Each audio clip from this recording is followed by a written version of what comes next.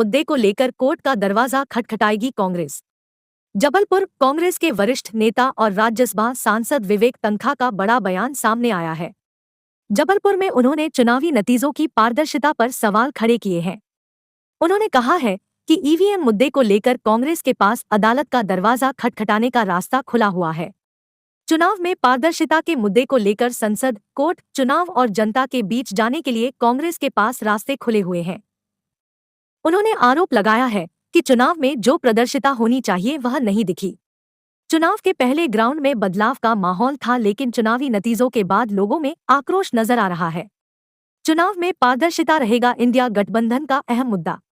चुनावी नतीजों के बाद ईवीएम मुद्दे को लेकर चल रही अटकलबाजी के बीच कांग्रेस चुनाव में पारदर्शिता को भी अहम मुद्दा बनाने जा रही है। राज्यसभा सांसद और कांग्रेस के वरिष्ठ नेता विवेक तन्खा ने कहा है कि चुनाव में पारदर्शिता का मुद्दा इंडिया गठबंधन का अहम विषय रहने वाला है। उन्होंने कहा है कि विपक्ष के अस्तित्व के लिए जरूरी है कि सब मिलकर लड़ाई लड़े। प्रदेश में भारतीय जनता पार्टी को मिले भारी बहुमत के बावजूद मुख्यमंत्री के फैसले पर आखिरी निर्णय लिए जाने पर विवेक तन्खा ने कहा है कि मुख्यमंत्री के चयन का फैसला भारतीय जनता पार्टी की आंतरिक राजनीति का हिस्सा है। विशेष संवाददाता प्रिया दुबे की खास रिपोर्ट। सर, जिस तरह से नतीजे आए हैं बिल्कुल कांग्रेस के लिए तो अनएक्सपेक्टेड है। उम्मीद कुछ और हो रही थी, हो कुछ और गया। बिल्कुल जैसा आप लोग देख रहे थे वैसा हम देख रहे थे। ग्राउंड में एक बदलाव का वातावरण था, मगर वो वोट में ट्रांसलेट नहीं हुआ। बड़ा आश्चर्यजनक है। मैं आज जब जबलपुर पहुंचा तो मुझसे तमाम कैंडिडेट्स भी मिलने आए, तमाम कांग्रेस के लीडर्स भी मिलने आए। मैं तो बड़ा आक्रोश देख रहा हूँ लोगों में। लोग में गुस्सा है। लोग समवेयर दे फील चीटेड कि ये चुनाव जो ट्रांसपेरेंसी से होने चाहिए चुनाव देश में, वो शायद नहीं हो पा रहे हैं। ये रियली सीरियस बात है। इस पे जांच भी होगी, इंट्रोस्पेक्शन भी होगा, और हमको खाली चुनाव देश में कराने नहीं हैं। हमको चुनाव ऐसी तरीके से कराने चाहिए, ऐसी व्यवस्था से कराने चाहिए जिससे कि लोगों में ये एक भरोसा रहे कि चुनाव निष्पक्ष था।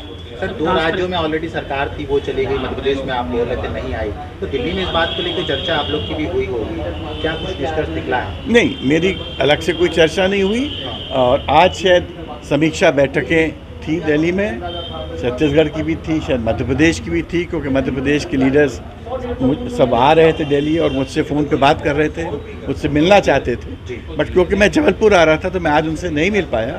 कल वो लोग मुझसे मिलेंगे। ट्रांसपेरेंसी का इशू आपने कहा है, आपको क्या लगता है कि कहाँ गफलत की गई? अगर देखिए, हम अपनी जांच पूरी कर लें, उसके बाद हम कॉन्क्रीट स्टेप्स और एक्शंस की बात करेंगे। पहले से बात करना अनुचित होता है। कोर्ट का भी कुछ ऑप्शन खुला रहेगा सर? हर ऑप्शन खुला है हमारे पास। पार्लियामेंट का भी ऑप्शन खुला है, कोर्ट का भी खुला है, जनता का भी खुला है, इलेक्शंस का भी खुला है। हर ऑप्शन है, मगर ये सब चीज़ें गंभीरता से विचार विमर्श के बाद और सब पार्टीज मिलकर जब बातें करती हैं उसके बाद होती है। सर, क्लियर मेजोरिटी मिलने के बाद भी बड़ा विलम्ब हो रहा है, क्या लगता है आपको? अब ये उनकी आंतरिक पॉलिटिक्स है।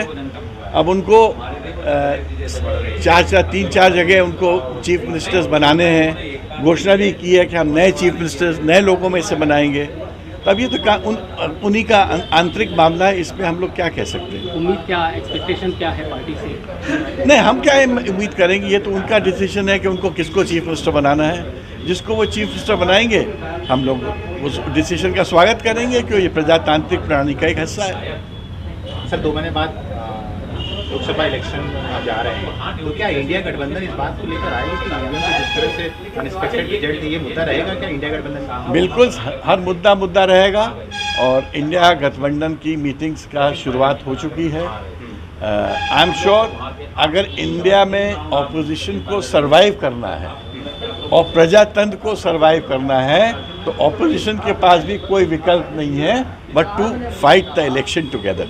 एक बात ये भी हो रही है अंदर खाने में कि इस तरह के नतीजे आना है तो फिर इलेक्शन से क्यों ना किया जाए, क्यों लोकसभा चुनाव? देखिए, मैंने कहा ना, ऑपोजिशन के पास सब विकल्प हैं। ये लोग आपस में बैठेंगे, लीडर्स बैठेंगे, विचार विमर्श करेंगे और फिर कुछ ठोस नतीजों में आएंगे। सर, जिलेवार लेवल पे देखा जाए तो 7 सीटें बीजेपी की आई है, 3 माइनस हो गई कांग्रेस की। तो क्या लगता है कि जिले की इकाई बदलने पर भी कोई विचार विमर्श होगा? कमलनाथ जी ने तक अभी तो देखिए, अभी इट इज़ टू अर्ली, समीक्षा हो रही है।